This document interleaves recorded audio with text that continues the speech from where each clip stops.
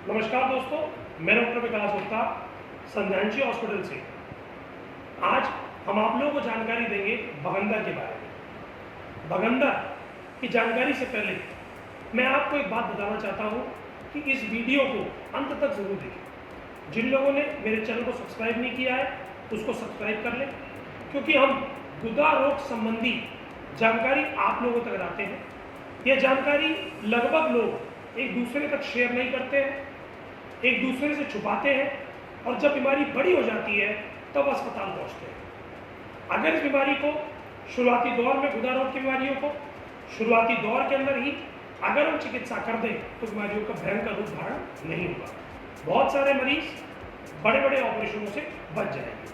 तो अब हम जानते हैं बगंदर के बारे में।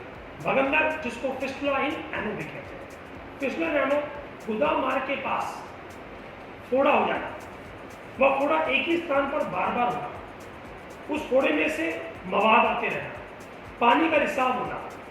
बहुत बार क्या होता है, हम नॉर्मल फोड़ा समझ के उसमें चीरा लगा लेते हैं। चीरा लगाने के बाद क्या होता है, मवाद निकल आती है, 5-7 दिन पट्टी होती है, दवाई चलती है, ठीक हो जाता है।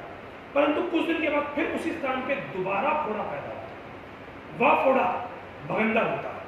यानी बगंदर को आपको ये समझना है कि गुदा मार्ग के अंदर जब कभी अंदर के हिस्से में मवाद हो जाती है, अंदर के हिस्से में मवाद होगी, समझ लीजिए अंदर के हिस्से मवाद हुई तो मवाद बाहर निकलती आई और गुदा मार्ग के बाहर कहीं फोड़ा हो गया।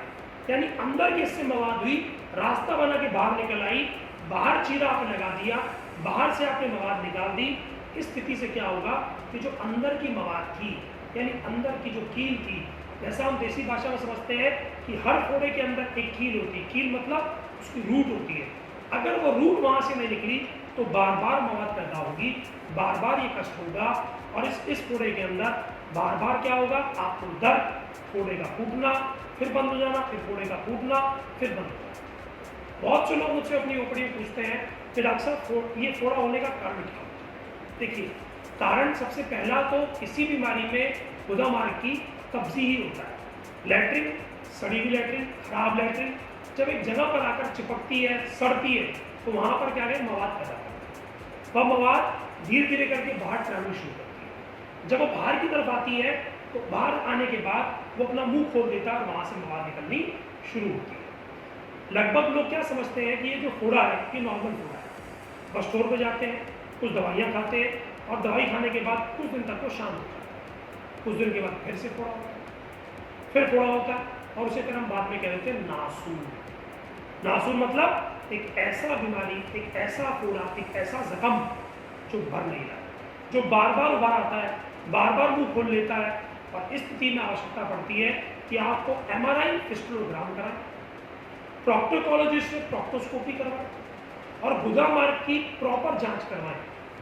हमारे संस्थान में आर्शोग्राम यंत्र, एक यंत्र है जिसकी द्वारा हम चेक करके आपको बता सकते हैं कि क्या ये फोड़ा बगंदर है या नहीं। अगर ये बगंदर है तो उस खाली फोड़े को चीरा लगाने की बजाय उसमें शारसूत्र उपचार करें, क्योंकि शारसूत्र इकलौता ऐसा माध्यम है जिसके द्वारा किए हुए इलाज में 98% चांस है कि दोबारा बगंदर पैदा नहीं होगा। अगर आपने चीरा लगवाया, फिस्टुलेक्टमी करवाई, तो उसके अंदर दोबारा बगंदर पैदा होने का चांस 60% लोगों में होता है। जी हाँ, 60% लोग। ऐसा WHO भी कहती है, ऐसा CCRS भी कहती है, और अगर बोले क्लियर शब्दों में तो हर डॉक्टर को अच्छे से पता है कि बगंदर का उत्तम उपचार शारसूत्र है। इसके लिए आवश्यकता है कि आप बीमारी को जानें और समझें। जी, कई बार क्या होता है, जो बगंदर होते हैं इनमें TB के कीटाणु होते हैं, तो उसमें पस कल्चर का टेस्ट करना बहुत जरूरी है।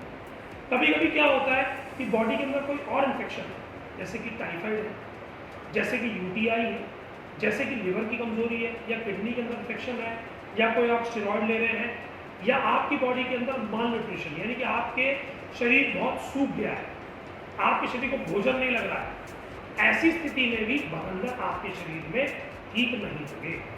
यानी बगंदर के मरीज को ये सारी जांचें कराने के बाद ही अपना प्रॉपर उपचार कराना चाहिए। अगर आप इसको प्रॉपर तरीके से उपचार कराएं तो आप इस बीमारी से निजात पा सकते हैं। और इस निजात के लिए बहुत ज़रूरी है कि आप सही डॉक्टर, सही प्रोटोकॉलॉजिस्ट से संपर्क करें। सही जगह दिखाने से, सही समय पे दवाई लेने से और प्रॉपर शास्त्र कराने से आपको एक रिजल्ट प्राप्त होगा, संतुष्टि प्राप्त होगी और बीमारी से आपकी मुक्ति हो जाएगी। तो अगर आप सब लोग इसके बारे में अधिक जानकारी लेना चाहते हैं तो हमारे चैनल को सब्सक्राइब करके पेज को लाइक करें और उस वीडियो को ज़्यादा से ज़्यादा लोगों तक शेयर करें, क्योंकि कब्जी आज की डेट में 100 में से 99 लोग हैं। कोई आपका जानकार, कोई आपका प्रियजन अगर इस बीमारी से दुखी है और ग्रसित है तो उसको तुरंत इसका लाभ प्राप्त होगा। कभी आपको फोड़ा हो जाए तो आपको क्या करना है, सबसे उत्तम तरीका है एक पानी का टब लीजिए, गर्म पानी डालिए, उसमें बैठिए। सिकाई करने से जो मवाद जमा है वो निकल जाए, और अगर ये मवाद निकलती रहेगी तो दर्द पैदा नहीं होता। और जब तक आपको सही प्रोटोकॉल ना मिल जाए तब तक एंटीबायोटिक खाकर इसको सुखाने का प्रयास आप बिल्कुल ना। धन्यवाद, नमस्कार।